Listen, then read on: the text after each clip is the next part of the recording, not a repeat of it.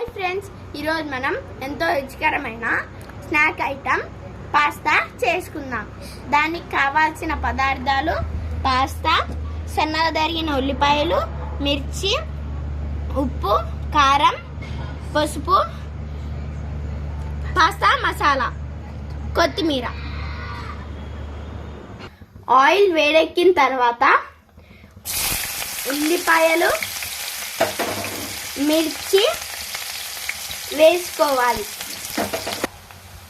ఇప్పుడు మనం టమాటా సాస్ వేసుకుందాం.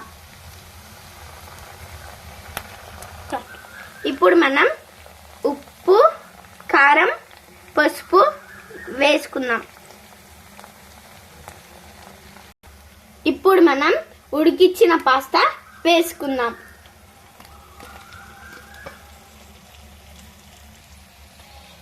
ఒక నిమిషం వేగిన తర్వాత మనం కొత్తిమీర వేసుకుంటే ఎంతో రుచికరమైన పాస్తా రెడీ.